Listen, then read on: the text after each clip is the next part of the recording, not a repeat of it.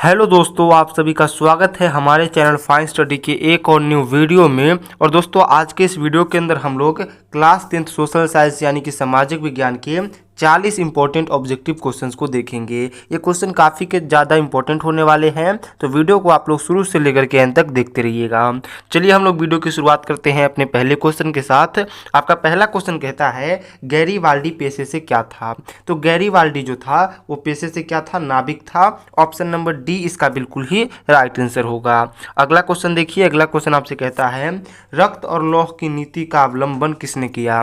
तो ये भी हिस्ट्री का बेहतरीन क्वेश्चन है। आप लोग याद रखिएगा कि रक्त और लौह की नीति जो था इसका अवलंबन यानी कि शुरुआत किसने किया था, बिस्मार्क ने किया था। ऑप्शन नंबर सी इसका बिल्कुल ही राइट आंसर होगा। अगले क्वेश्चन को देखेंगे। अगला क्वेश्चन आपसे कहता है फ्रेंकफर्ट की संधि कब हुई थी। तो फ्रेंकफर्ट की जो संधि है वो 1871 ईस्वी में हुई थी। ऑप्शन नंबर डी इसका बिल्कुल ही राइट आंसर होगा। अगला क्वेश्चन जो है 4 नंबर आपसे कहता है कि यूरोप का मरीज किसे माना जाता था। ये भी काफ़ी इंपॉर्टेंट क्वेश्चन है, आप सभी लोग याद रखिएगा। यूरोप का मरीज किसे माना जाता था, तुर्की को माना जाता था। ऑप्शन नंबर ए इसका बिल्कुल ही राइट आंसर होगा। अगले क्वेश्चन की ओर देखेंगे। अगला क्वेश्चन आपसे कहता है कार्ल मार्क्स का जन्म कहाँ हुआ था। तो जो कार्ल मार्क्स थे उनका जन्म कहाँ हुआ था, जर्मनी में हुआ था। ऑप्शन नंबर बी इसका बिल्कुल ही राइट आंसर होगा। अगला क्वेश्चन आपसे कहता है वार एंड पीस यानी कि युद्ध और शांति किन की रचना है। तो वार एंड पीस नाम की जो पुस्तक है ये किन की रचना है, तो ये टॉलस्टॉय की रचना है। ऑप्शन नंबर क्या हो जाएगा, बी इसका बिल्कुल ही राइट आंसर होगा। अगला क्वेश्चन आपसे कहता है कि रूस की बोल्शेविक क्रांति का नेतृत्व किसने किया था। तो रूस में जो बोल्शेविक क्रांति हुआ था इसका नेतृत्व किसने किया था, इसका नेतृत्व किया था लेनिन ने। ऑप्शन नंबर सी इसका बिल्कुल ही राइट आंसर होगा। अगला क्वेश्चन 8 नंबर आपसे कहता है अंकोर वाट का मंदिर कहाँ स्थित है। तो अंकोर वाट का जो मंदिर है ये कहाँ पे है, कंबोडिया में है। और अंकोर वाट के मंदिर को किसने बनाया है, तो सूर्यवर्मन द्वितीय ने बनाया है। ऑप्शन नंबर डी इसका बिल्कुल ही राइट आंसर होगा। अगला क्वेश्चन आपसे कहता है कि हिंद चीन पहुंचने वाले प्रथम व्यापारी कौन थे। तो हिंद चीन पहुंचने वाले प्रथम व्यापारी कौन थे, पुर्तगाली थे। ऑप्शन नंबर सी इसका बिल्कुल ही राइट आंसर होगा। अगले क्वेश्चन की ओर देखेंगे। अगला क्वेश्चन आपसे कहता है नरोत्तम सिंहानु कहाँ का शासक था। तो नरोत्तम सिंहानु जो था वो कंबोडिया का शासक था। ऑप्शन नंबर डी इसका बिल्कुल ही राइट आंसर होगा। नेक्स्ट क्वेश्चन 11 नंबर आपसे कहता है कि बिहार में कितने प्रतिशत भौगोलिक क्षेत्र में वन का फैलाव है। यानी कि बिहार में कितने प्रतिशत क्षेत्र है जहाँ पे जंगल है। तो आप लोग याद रखिएगा बिहार में 7.1% जो जमीन है वहाँ पे क्या है, जंगल है। ऑप्शन नंबर ए इसका बिल्कुल ही राइट आंसर होगा। अगला 12 नंबर क्वेश्चन आपसे कहता है भारत का राष्ट्रीय पक्षी कौन है। सबसे आसान क्वेश्चन है, आप सभी को याद होना चाहिए कि भारत का राष्ट्रीय पक्षी मयूर यानी कि मोर होता है। ऑप्शन नंबर सी इसका बिल्कुल ही राइट आंसर होगा। नेक्स्ट क्वेश्चन 13 नंबर है चरक का संबंध किस देश से था। तो जो चरक थे उनका संबंध किस देश से था, अपने ही भारत देश से था। ऑप्शन नंबर बी इसका बिल्कुल ही राइट आंसर होगा। अगला क्वेश्चन आपसे कहता है कि किस खनिज को उद्योग का जननी माना जाता है। उद्योग का जननी यानी कि उद्योग की माँ। तो किस खनिज को माना जाता है, आप लोग याद रखिएगा लोहा को उद्योगों का जननी माना जाता है। ऑप्शन नंबर सी इसका बिल्कुल ही राइट आंसर होगा। अगला 15 नंबर क्वेश्चन आपसे कहता है कि भारत का सबसे बड़ा लौह उत्पादक अयस्क राज्य कौन है। तो देखिए भारत का सबसे बड़ा लौह अयस्क उत्पादक राज्य कौन है, तो ये कर्नाटक है। ऑप्शन नंबर ए इसका बिल्कुल ही राइट आंसर होगा। अगला क्वेश्चन जो 16 नंबर है वो आपसे कहता है भारत का प्रथम तेल शोधक कारखाना कहाँ स्थित है। तो भारत का जो प्रथम तेल शोधक कारखाना था वो कहाँ स्थित हुआ था, तो आप लोग याद रखिएगा बरौनी में हुआ था। ऑप्शन नंबर बी इसका बिल्कुल ही राइट आंसर होगा। अगले क्वेश्चन की ओर चलेंगे। अगला क्वेश्चन आपसे कहता है सर्वोत्तम कोयले का प्रकार कौन सा है। ये भी काफी इंपॉर्टेंट क्वेश्चन है, आप सभी लोग याद रखिएगा। सर्वोत्तम कोयले का सबसे प्रकार कौन होता है, तो सर्वोत्तम कोयले का प्रकार होता है एंथ्रासाइट। ऑप्शन नंबर ए इसका बिल्कुल ही राइट आंसर होगा। अगले क्वेश्चन की ओर चलेंगे। अगला क्वेश्चन आपसे कहता है लिच्छवी गणतंत्र बिहार के किस जिले में अवस्थित है। तो लिच्छवी गणतंत्र को विश्व का पहला गणतंत्र यानी कि रिपब्लिक माना गया है और ये बिहार के किस जिले में अवस्थित है, तो बिहार के वैशाली जिले में अवस्थित है। ऑप्शन नंबर सी इसका बिल्कुल ही राइट आंसर होगा। अगला क्वेश्चन आपसे कहता है कि पंचायती राज व्यवस्था का सर्वप्रथम किस राज्य में लागू किया गया था। तो पंचायती राज व्यवस्था जो होता है ये सबसे पहले किस राज्य में लागू हुआ था, तो राजस्थान राजस्थान में लागू हुआ था। ऑप्शन नंबर ए इसका बिल्कुल ही राइट आंसर होगा। नेक्स्ट क्वेश्चन आपसे कहता है बिहार में पंचायती राज व्यवस्था का कार्यालय कितना होता है?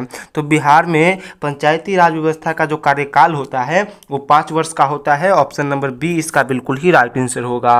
अगला क्वेश्चन है ग्राम कचहरी का प्रधान कौन होता है? काफी इंपॉर्टेंट क्वेश्चन है, आप लोग याद रखिएगा। ग्राम कचहरी का प्रधान सरपंच होता है। ऑप्शन नंबर बी इसका बिल्कुल ही राइट आंसर होगा। अगला 22 नंबर क्वेश्चन है पटना नगर निगम के प्रधान को क्या कहा जाता है? तो पटना नगर निगम के प्रधान को महापौर कहा जाता है। ऑप्शन नंबर ए इसका बिल्कुल ही राइट आंसर होगा। अगला क्वेश्चन आपसे कहता है भारतीय संविधान के 8वीं अनुसूची में कितनी भाषाओं को स्थान दी गई है? तो आप लोग याद रखिएगा भारतीय संविधान की जो 8वीं अनुसूची है उसमें कुल मिलाकर के भारत में 22 भाषाओं को स्थान दी गई है। ऑप्शन नंबर बी इसका बिल्कुल क्या होगा? राइट आंसर होगा। अगला क्वेश्चन 24 नंबर आपसे कहता है निम्न में से कौन नगर निगम के आय के स्रोत नहीं है? तो आप लोग याद रखिएगा कि जो आयकर होता है यानी कि जो इनकम टैक्स होता है वो नगर निगम के आय का स्रोत नहीं होता है। ऑप्शन नंबर बी इसका बिल्कुल ही राइट आंसर होगा। अगले क्वेश्चन की ओर चलते हैं। अगला क्वेश्चन आपसे कहता है बिहार में छात्र आंदोलन का नेतृत्व किसने किया था? तो बिहार में छात्र आंदोलन का नेतृत्व किसने किया था? जयप्रकाश नारायण ने किया था। ऑप्शन नंबर डी इसका बिल्कुल ही करेक्ट आंसर होगा। अगला देखिए ये भी काफी बेहतरीन क्वेश्चन है। क्वेश्चन आपसे कहता है कि भारत में 1977 में हुए आम चुनाव में किस पार्टी को बहुमत मिला था? तो भारत में 1977 में सबसे पहली बार किस पार्टी को बहुमत मिला था? तो जनता पार्टी को बहुमत मिला था। ऑप्शन नंबर बी इसका बिल्कुल ही राइट आंसर होगा। अगला क्वेश्चन जो है वो आपसे कहता है कि इनमें से किस देश में मिश्रित अर्थव्यवस्था है? तो आपको अर्थव्यवस्था जानना है कि किस देश में कौन सा है। तो अमेरिका में जो है वो कैसी होती है? तो पूंजीवादी अर्थव्यवस्था है। रूस में समाजवादी अर्थव्यवस्था है और भारत में क्या है? मिश्रित अर्थव्यवस्था है। ऑप्शन नंबर सी इसका बिल्कुल ही राइट आंसर होगा। अगला क्वेश्चन आपसे कहता है कि इनमें से किसे पिछड़ा राज्य कहा जाता है? तो देखिए इन चारों में से जो हमारा बिहार है इसको पिछड़ा राज्य कहा जाता है। ऑप्शन नंबर सी इसका बिल्कुल ही राइट आंसर होगा। अगला क्वेश्चन 29 नंबर है कि किस क्षेत्र को द्वितीयक क्षेत्र कहा जाता है? तो देखिए सेवा के क्षेत्र को हम लोग क्या कहते हैं? द्वितीयक क्षेत्र कहते हैं। ऑप्शन नंबर बी इसका बिल्कुल ही राइट आंसर होगा। नेक्स्ट क्वेश्चन आपसे कहता है समाजवादी अर्थव्यवस्था का गुण क्या है? तो समाजवादी जो अर्थव्यवस्था है इसका गुण होता है सामाजिक कल्याण। ऑप्शन नंबर क्या हो जाएगा? सी इसका बिल्कुल ही राइट आंसर होगा। अगला क्वेश्चन आपसे कहता है योजना आयोग के अध्यक्ष कौन होता है? तो योजना आयोग के अध्यक्ष होते हैं प्रधानमंत्री। ऑप्शन नंबर ए इसका बिल्कुल ही राइट आंसर होगा। नेक्स्ट क्वेश्चन 32 नंबर है कि बिहार के किस जिले की प्रति व्यक्ति आय सबसे अधिक है? तो बिहार के पटना जिले की प्रति व्यक्ति आय सबसे अधिक है। और अगर आपसे पूछा जाए कि बिहार के किस जिले की प्रति व्यक्ति आय सबसे कम है तो शिवहर जिले की प्रति व्यक्ति आय सबसे कम है। इसका आंसर क्या हो जाएगा? ऑप्शन नंबर ए यानी कि पटना। अगले क्वेश्चन की ओर चलेंगे। अगला क्वेश्चन आपसे कहता है प्रत्यक्ष कर के रूप में निम्न में से किसे शामिल किया गया है? तो इनकम टैक्स यानी कि आय कर जो होता है उसको प्रत्यक्ष कर के रूप में शामिल किया गया है। ऑप्शन नंबर ए इसका क्या हो जाएगा? बिल्कुल ही राइट आंसर होगा। अगले क्वेश्चन की ओर देखेंगे। अगला क्वेश्चन आपसे कहता है भारत की राष्ट्रीय आय का सर्वप्रथम अनुमान किसने लगाया था? तो भारत की राष्ट्रीय आय का सर्वप्रथम अनुमान किसने लगाया था? तो आप लोग याद रखिएगा दादा भाई नौरोजी जो थे उन्होंने लगाया था। ऑप्शन नंबर डी इसका बिल्कुल ही राइट आंसर होगा। अगला क्वेश्चन आपसे कहता है मनुष्य की आर्थिक जीवन में सबसे महत्वपूर्ण क्या है? तो मनुष्य के आर्थिक जीवन में सबसे महत्वपूर्ण होता है मुद्रा। ऑप्शन नंबर सी इसका बिल्कुल ही राइट आंसर होगा। नेक्स्ट क्वेश्चन 36 नंबर आपसे कहता है कि भारत में कौन मुद्रा जारी करता है? तो भारत में जो मुद्रा यानी कि जो पैसा है वो कौन जारी करता है? तो रिजर्व बैंक ऑफ इंडिया यानी कि आरबीआई जारी करता है। ऑप्शन नंबर ए इसका बिल्कुल ही राइट आंसर होगा। अगला क्वेश्चन आपसे कहता है कि रूस की मुद्रा क्या है? तो रूस की जो मुद्रा है वो आप लोग याद रखिएगा वो क्या होती है? रूबल होती है। ऑप्शन नंबर ए इसका बिल्कुल ही राइट आंसर होगा। नेक्स्ट क्वेश्चन आपसे कहता है कि काली मिट्टी उपयुक्त है किसके लिए? तो जो काली मिट्टी होती है वो आप लोग याद रखिएगा कपास की खेती के लिए उपयुक्त होती है। ऑप्शन नंबर डी इसका बिल्कुल ही राइट आंसर हो जाएगा। अगला क्वेश्चन 39 नंबर आपसे कहता है डिगबोई तेल क्षेत्र कहाँ स्थित है? तो डिगबोई तेल क्षेत्र जो है वो असम में स्थित है। ऑप्शन नंबर सी इसका बिल्कुल ही राइट आंसर होगा। अगले क्वेश्चन की ओर देखेंगे। अगला और आखिरी नंबर क्वेश्चन जो 40 नंबर है वो आपसे कहता है भारत की सबसे लंबी नहर कौन है? तो भारत भारत की सबसे लंबी नहर आप लोग याद रखिएगा इंदिरा गांधी नहर है। ऑप्शन नंबर डी इसका बिल्कुल ही राइट आंसर होगा।